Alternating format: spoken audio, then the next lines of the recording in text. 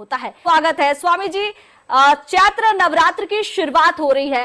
नवरात्र में माँ दुर्गा के 9 रूपों की पूजा करते हैं। सबसे पहले जानना चाहेंगे कि माँ दुर्गा के 9 रूप कौन कौन से हैं, किस तरह से पूजा की जाएगी और घट की स्थापना का शुभ मुहूर्त क्या है? जी जी, बहुत बढ़िया। शंभु पड़े, नव वर्ष मंगलमय हो सनातनियों के लिए, हिंदुओं के लिए। और उसी के साथ हमारा चैत्र नवरात्र कल से प्रारंभ हो रहा है। हम नवरात्र 4 नवरात्र होते हैं, जैसे आपने बताया, बहुत अच्छा बताया आपने। 2 गुप्त नवरात्रि होते हैं जो साधु संत उसमें अपनी साधना इकट्ठा करते हैं, अपने संत लोग जा करके और अनेक प्रकार से माता को मनौती मना करके वह साधना करते हैं। और 2 सभी के लिए होते हैं, जो शारदीय नवरात्र और बसंती अभी जो नवरात्रि है, चैत्र नवरात्रि और आश्विन का जो होता है। आश्विन का सभी लोग करते हैं और ये चैत्र नवरात्रि बहुत प्रमुख है क्योंकि इसी समय नववर्ष प्रारंभ होता है, इसी समय चैत्र नवरात्रि भी होता है और चैती छठ भी होता है। इसमें सब कुछ बहुत चीज इसमें एक साथ होता है। इसमें हम 9 देवी के 9 प्रकार को अब हम लोग मनाते हैं, उनकी पूजा करते हैं, उनकी साधना करते हैं। पहला दिन हम शैलपुत्री को करते हैं, जिनको पार्वती के रूप में भी जाना जाता है। और नवरात्रि पहले दिन शैलपुत्री पूजा किया जो शक्ति और साहस का प्रतीक माना जाता है। दूसरे दिन हम ब्रह्मचारिणी की पूजा करते हैं जो तपस्या और साधना की प्रतीक मानी जाती है। तीसरे दिन हम चंद्रघंटा माता का पूजा करते हैं जो शांति और समृद्धि का प्रतीक माना जाते हैं। उसके बाद हम कुष्मांडा का देवी माता का पूजा करते हैं जो ब्रह्मांड की कहते हैं, इस ब्रह्मांड की रचना करने वाले उसी रूप में माता ने ब्रह्मांड की रचना किया, इसीलिए हम उनकी पूजा करते हैं। स्कंद माता को हम जो है सो 5वें दिन पूजा करते हैं, जो माताएं पिताएं सभी लोग अपने संतान की सुरक्षा के लिए इस माँ को इस रूप में पूजा करते हैं। 6वें दिन हम कात्यायनी माता का पूजा करते हैं जो शक्ति और साहस का प्रतीक है, हमें शक्ति देती है, हमें साहस देती है। जो कार्य कर रहे हैं, जिस प्रकार से कोई व्यापार करते हैं, कोई साधना करते हैं, कोई राजयोग में है, कोई किसान है, वो अपनी शक्ति और साहस को इकट्ठा करने के लिए कात्यायनी माता का पूजा करते हैं। 7वें दिन हम कालरात्रि माता का पूजा करते हैं और जो बुराइयों को नाश करने वाले हैं, जो हमारे जीवन में जितने प्रकार का बुराई है, हमारे कार्य बिगड़ जाते हैं, हमारा धन नहीं आ पाता है, हमें संतान नहीं हो पाता है, या अनेक प्रकार से जो बुराई है उसको कालरात्रि माता नाश करती है। 8वें दिन हम महागौरी का पूजन करते हैं जो पवित्रता और शांति का प्रतीक है। जीवन में हमको शांति कैसे मिले, समृद्धि कैसे मिले, इसके लिए हम परेशान रहते हैं, इसीलिए हम महागौरी का पूजा करते हैं। सिद्धिदात्री का हम 9वें दिन सिद्धिदात्री पूजा की जाती है जो सभी प्रकार के अष्टसिद्धियां प्राप्त करती है, 8 प्रकार की लक्ष्मी प्राप्त हमें होती है, इसलिए हम 9वें दिन जो है सिद्धिदात्री पूजा करते हैं। सबसे पहले पूजन कैसे करना चाहिए? सबसे पहले आप घरों में अच्छे पंडितों को बुलाएं और उनका पहले पूजन करें, उनका पैर धोएं, फिर उनके माध्यम से कलश स्थापन अपने घर में कराएं। बिल्कुल।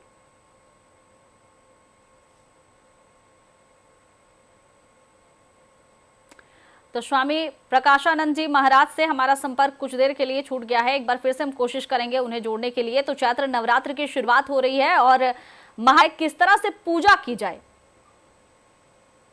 वही बता रहा था कि अच्छे ब्राह्मणों को बुला करके उनका पूजन करिए और उनके द्वारा बताए हुए विधि विधान से कलश स्थापन करिए। क्योंकि कलश मतलब माता की हम स्थापना अपने घर में माता को बुला रहे हैं। विंध्याचल में कलश की स्थापना नहीं होती क्योंकि स्वयं माँ वहां विराजमान है और इसीलिए वहां नहीं, बाकी पूरे देश विदेशों में कलश स्थापन माने माता का जो है रूप ही कलश के रूप में है। उसके बाद हम रोज कन्या पूजन करें तो अच्छा है, नहीं तो नवमी के दिन हम कन्या का पूजन करते हैं कि देवी के रूप में मान करके, और उस कलश के चारों ओर बालू सैंड जो बोलते हैं उसको लगा करके उसमें जौ बुना जाता है, जो बड़ा ही अच्छा उसको माना जाता है। जौ विजयादशमी के दिन निकाला जाता है, पहले भगवान को अर्पित किया जाता है, फिर सभी लोग अपने कानों पर, पुस्तकों में, ग्रंथों में उसको रखते हैं। और इस समय हो सके तो फलाहार रहना चाहिए, नहीं तो कम से कम लहसुन, प्याज, शराब, मदिरा इस सब का उपयोग नहीं करना चाहिए। कोई बीमार व्यक्ति है तो जिस समय पूजन हो सुबह में उस समय तक फलाहार रहें, बाद में अल्पाहार ले सकते हैं, कोई ऐसा नहीं है, माता सभी में भी प्रसन्न रहते हैं। इसीलिए कोई और आपने भी बहुत बढ़िया पूछा कि छठ और नवरात्र दोनों कर सकते हैं कि नहीं कर सकते हैं। हाँ, दोनों कर सकते हैं, कोई दिक्कत नहीं है। इसमें आपको बताया 4 पूजन होगा, छठ भी होगा, नवरात्रि भी होगा, हमारा नववर्ष भी है और रामनवमी भी होगा। इसमें सब पूजन एक साथ होगा, कहीं कोई दिक्कत नहीं है, क्योंकि उस समय भी षष्ठी और सप्तमी में माता का ही पूजन होता है, इससे कोई दिक्कत नहीं है, सभी प्रकार के पूजन हम कर सकते हैं। प्रकाशानंद जी महाराज, छठ पूजा तो लोग कर रहे हैं, नवरात्रि भी कर रहे हैं, लेकिन कहीं ना कहीं लोग ये सोच रहे हैं कि अगर छठ पूजा करते हैं तो उसका फल क्या नवरात्र के हिसाब से ही मिलेगा या फिर दोनों पूजन का फल बराबर बराबर मिल सकता है? नहीं, ये पूजन क्या है, ये कल्प वृक्ष है, ये समुद्र है। यहाँ कोई ऐसा नहीं है कि इतना मिलेगा, उतना मिलेगा, उतना मिलेगा। अरे समुद्र से 1 लोटा जल कोई निकाले या 1000 लोटा निकाल ले, क्या फर्क पड़ता है? तो आप जितने पूजन करेंगे सबका लाभ मिलेगा। यह कल्पवृक्ष है, माँ हमेशा प्रसन्न होती है। किसी प्रकार से आप पूजन कर ले, माँ का गलत मंत्र भी जाप कर ले तब भी माँ प्रसन्न होती है। देवी भागवत में आता है कि एम नहीं कर करके एम कहा, उसी में भगवती प्रसन्न हो गई और वरदान दे दिया कि जा तुम यशस्वी भवो, जा तुम विद्वान हो जाओ। बिल्कुल, हमारी भावना होना चाहिए माँ के प्रति। अंग चंग तंग पंग यंग संग विंग दूंग अंग चंग, कोई भी नाम लेंगे तो वह माता का ही है। बिल्कुल। प्रकाशानंद जी महाराज, बिल्कुल आपने सही कहा। अब घट के बारे में जानकारी ले लेते हैं, क्योंकि घट स्थापना का मुहूर्त सब जानना चाहेंगे कि आखिर मुहूर्त कब है, कब स्थापित किया जाए घट को? घट को जो है, अब जैसे आप तो ब्राह्मण बुलाते हैं, हर एक जगह का अलग अलग दूरियों में सो कुछ मिनटों सेकंडों का अंतर होता है, ऐसा नहीं है। और जब आप घट की स्थापना करें तो जो ब्राह्मण आपके आचार्य आए हैं उनके अनुसार ही घट की स्थापना करें। वह जो समय बताते हैं, समय काल परिस्थिति के अनुसार, आपके जो राशि है उनके अनुसार थोड़ा इधर उधर समय होता है और उसी अनुसार से घट की स्थापना होती है। तो राशि के हिसाब से भी घट की स्थापना की जानी चाहिए? हाँ, थोड़ा अंतर होता है, बहुत ज्यादा अंतर नहीं होता है।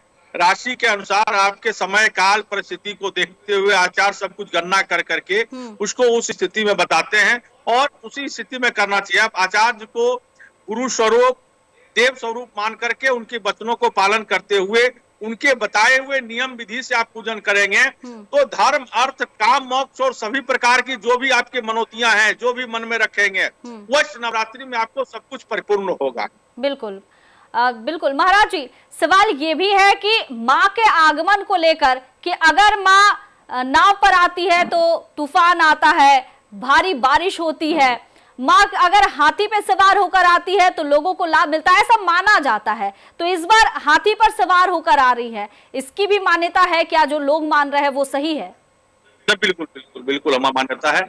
हाथी शुभ का प्रतीक माना गया है। आप देखेंगे बड़े बड़े राजा या बड़े बड़े महलों के बाहर 2 हाथी लगाए जाते थे, मार्बल के, पत्थर के, किसी और के। हाथी को गजानन का भी प्रतीक माना गया है। इसीलिए इस बार माँ जो है सो हाथी पर सवार होकर के आ रही हैं।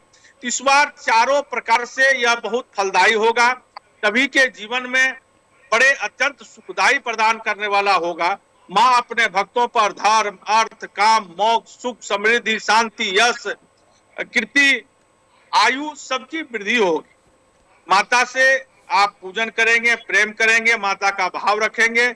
इस बार 30 वर्षों के बाद ऐसा समय काल परिस्थिति आया है जो 30 वर्ष पहले आया था। तो इसमें सभी लोग माता को एक फूल वही अर्पित करेंगे, उसका बहुत लाभ है।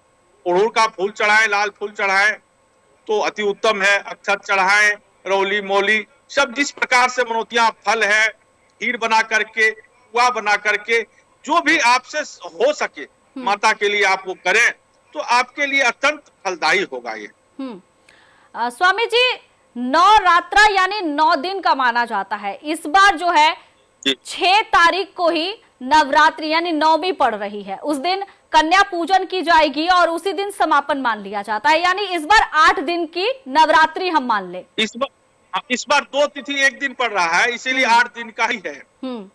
2 तिथि एक ही दिन पड़ जा रहा है, इसीलिए 8 दिन का ही होगा। लेकिन पूजा नवो माता का होगा। जिस दिन 2 तिथि पड़ रही है उसी दिन 2 माता का पूजा होगा। ऐसा नहीं कि 8 माता का पूजा होगा। नवो रूप में हम लोग पूजन करेंगे और नवो माता का पूजन होगा और नवो प्रकार की सिद्धियां 9 ही पूर्ण है, बाकी सब अधूरा है। 9 दूनी 18, 8 1 9, 9 तिया 27, 7 2 9, 9 दहें 90, 9 0 9, 9 ही पूर्ण है। इसीलिए माता को हम नवरात्रि मनाते हैं कि हमारे जीवन में पूर्णता आए, कोई जीवन में अधूरा नहीं रहे, हम जैसा चाहें वैसा हमारे जीवन में आए। तो हम बिल्कुल नवो माता का पूजन करेंगे और नवो प्रकार की सिद्धियां सभी को मिलेगा। इसमें कोई दिक्कत नहीं कि 8 दिन का है। जिस दिन 2 तिथियां पड़ रही है उसी दिन 2 माता का पूजन हो जाएगा। 2 तिथियां कब पड़ रही है प्रकाशानंद जी महाराज? 2 तिथियों के हिसाब से एक ही दिन पूजा करनी है। ये अष्टमी और सप्तमी एक दिन पड़ रहा है। अष्टमी और सप्तमी, ठीक है। प्रकाशानंद जी महाराज, जो लोग विदेशों में रहते हैं या फिर कहे कि अब ऐसा हो गया है कि लोग पूजन तो करना चाहते हैं लेकिन 9 कन्याओं का जुगाड़ करना, यानी 9 कन्याओं को बुलाना, उनकी पूजन करना कहीं ना कहीं एक समस्या भी हो जाती है क्योंकि बच्चे स्कूल जाते हैं, एग्जाम रहते हैं। तो पूजन तो 9 दिन का आपने कर लिया, लेकिन अब 9 कन्याओं को बुलाकर भोजन कराना भी एक परेशानी कहीं ना कहीं मैंने ऐसे देखा है, विदेशों में खास करके ये समस्याएं होती है। तो अगर 9 कन्याओं को बुलाकर भोजन ना करवाया जा पाए, पूजन ना करवाया जाए, तो कुछ और उपाय है? नहीं, ऐसा उपाय है कि अगर 9 कन्या नहीं हो तो 5 में भी काम चल जाएगा, 7 में भी काम चल जाएगा। नहीं हो तो 1 कन्या हो, उसी कन्या को 9 बार पूजन कर लें नवो माता के रूप में, तभी काम चलेगा। ऐसा नहीं है। हमने भी कहा ना कि भावना आपकी होनी चाहिए पूजन की, माता के प्रति भाव होना चाहिए। माता को मंत्र से कोई प्रेम नहीं है, माता को वस्तु से प्रेम नहीं है, माता को केवल प्रेम है तो भाव से है। अगर मेरा भाव है तो एक ही कन्या है, एक ही कन्या को हम 9 बार पूजन करते हैं नवो माता के रूप से भाव में, तो हमारा सभी प्रकार का फलदायी होता है। ऐसा माँ को नहीं है कि 9 बेटियां आएंगी, 9 कन्या आएंगी, नहीं हो रहा है तो वो माँ समझ रही है। माता सब कुछ जानती है। बच्चा रोता है तो माँ समझ जाता है, बच्चा को भूख लगा है कि बच्चा ने लघु शंका किया है, वह तो जगत की माता है। उनको हम और आप क्या बताएंगे कि क्या दिक्कत है, क्या परेशानी है, सब वो समझती है। इसीलिए हमको ये समझाने की जरूरत माता को नहीं पड़ता है। जहां भी 3 भी कन्याएं हो तभी चलेगा, और 3 कन्या को ही 9 कन्या का जो आपको देना है वो 3-3 गुना दे दें। 5 कन्या है 2-2 गुना दे दें। 1 कन्या है तो उन्हीं को 9 बार पूजा कर ले, माँ समझ जाएंगी। माँ आपको सभी प्रकार से परिपूर्ण, सभी प्रकार से समृद्धि देगी। जब यहाँ ये जगत की माता समझ जाती है, बच्चा रोता है तो क्यों बच्चा मेरा रो रहा है, वह तो जगत की माता है, साधारण माता समझ जाती है। तो ऐसा कुछ नहीं है 9 ही लेके आना है। नहीं हो तो क्या शहर में भी दिक्कत है, विदेशों की बात छोड़ दिए, शहरों में दिक्कत है, तो वहीं पर आप कर सकते हैं। नहीं हो तो मंदिरों में जाकर के ब्राह्मणों को कहिए कि हमारे 9 कन्या का ये है, कोई आए तो भाई उनको ये दान दे दीजिए, तब भी हो जाएगा। भावना से पूजा होता है। ऐसा नहीं है कि केवल हम दिखावा से हमको रिकॉर्डिंग करना है या वो करना, उसका कोई महत्व नहीं है। हमारा भावना है तो हम बिना कन्याएं का भी अगर पूजन करेंगे तो माँ समझ जाएंगे। प्रकाशानंद जी महाराज, शनि अपनी चाल बदल रहे हैं, नवरात्र की शुरुआत हो रही है, इसके साथ ही कई राशियों पर शनि की 7.5 शुरू हो रही है और ढैया शुरू हो रही है। तो ऐसा लोग कह रहे हैं कि नवरात्र जो है अगर पूजन कर लिया जाए, जिनके ऊपर 7.5 चलने वाली है या ढैया चलने वाली है, तो कुछ हद तक उनकी परेशानी कम हो पाएगी। देखिए, माता सबसे ऊपर है, माता शक्ति है। अगर हमारे और आपके बीच में शक्ति नहीं है तो आपका भी नाम का कोई मतलब नहीं है, प्रधानमंत्री के नाम का मतलब नहीं है, राष्ट्रपति के मतलब नहीं है। अगर हमारा शक्ति वापस हो जाए तो सब कहेंगे, मुर्दा कहा जाता है कि भाई इसको बाहर निकालिए, हमारा नाम खत्म हो जाता है। तो माता से ऊपर नहीं कहते हैं कि भाई जय अम्बे गौरी, जय श्यामा गौरी, तुमको निस्दिन ध्यावत हरि ब्रह्मा शिवरी। जिनको हरि ब्रह्मा और शिवजी रोज ध्यान करते हैं, उस माता का ध्यान अगर हम करें तो ये नवग्रह हमारा सब कुछ ठीक हो जाता है। आप एक नॉर्मल समझेंगे, अगर वहां के डीएम आपका साथ है, आपका साथी है, तो वहां के छोटे मोटे जितने भी अफसर हैं सब आपके साथ ऐसे हो जाते ना चाहते हुए। तो माता सर्वशक्तिमान है। अगर माता आप पर शक्ति, आप पर खुश हो जाए तो ये ग्रह ये नक्षत्र, ये सब कुछ अपने आप ठीक हो जाते हैं। जैसे आपके मुख्यमंत्री से दोस्ती हो जाए तो राज्य के जितने पदाधिकारी हैं ना चाहते हुए भी आपके प्रति अच्छे भाव करने लगेंगे, आपको आदर देने लगेंगे, आपको सम्मान करने लगेंगे, क्योंकि आप राज्य के सुपर पावर के साथ है। वैसे इस तीनों लोग के सुपर पावर जो है वो माता है, उनके पास शक्ति है, उनके पास लक्ष्मी है, उनके पास धन है, उनके पास वैभव है, उनके पास विद्या है। और जब वह आपके साथ हो जाती है तो ग्रह नक्षत्र से लेकर के जितनी चीजें हैं सब आपके अनुकूल हो जाता है और सब आप जैसा चाहते हैं वैसा चलने लगता है। क्योंकि सर्वशक्तिमान सबसे ऊपर आपके माता की कृपा हो गई तो शनि हो या राहु हो या केतु हो, सब अपने अपने जगह पर आकर के आपका आदर सम्मान करने लगती है। अगर गलत जगह बैठा है तो भी बैठ करके सम्मान ही करना पड़ता है, आपके प्रति वो कुछ बुरा नहीं कर सकते, क्योंकि आप पर माता रानी की कृपा है। जैसे मुख्यमंत्री की कृपा है तो डीएमएसपी आपका कुछ नहीं कर सकता, वैसे ही सब छोटे छोटे ग्रह नक्षत्र होते हैं माता के सामने, ये लोग नतमस्तक होते हैं। इसीलिए जब हम माता की पूजा करते हैं, जब माता की आराधना करते हैं तो हमारी सब प्रकार से परिस्थितियां अपने अनुकूल हो जाती है, हमारे प्रतिकूल कुछ नहीं चलती, चाहे वो वैभव हो, चाहे वो जस हो, चाहे वो कीर्ति हो, चाहे वो ग्रह हो, चाहे नक्षत्र हो या किसी प्रकार, सब हमारे अनुकूल हो जाता है। चैत्र नवरात्र और शारदीय नवरात्र का खासा महत्व होता है, दोनों में क्या अंतर होता है प्रकाशानंद जी महाराज की? चैत्र नवरात्र कहते हैं इसे और शारदीय नवरात्र कहते हैं। शारदीय नवरात्र में भगवान राम ने माता रानी के कृपा से ही रावण का वध किया था और उसी दिन हम लोग वह नवरात्रि मना करके 9 दिन माँ की आराधना भगवान राम ने किया था। आपको बहुत छोटी घटना बताऊं, भगवान राम एक दिन युद्ध कर करके आए और उदास हो गए। जब उदास हो गए तो जामवंत ने पूछा कि आप सेनापति हो, आप क्यों उदास हो रहे हो? बोले हम रावण को नहीं मार सकते। बोले क्यों नहीं मार सकते?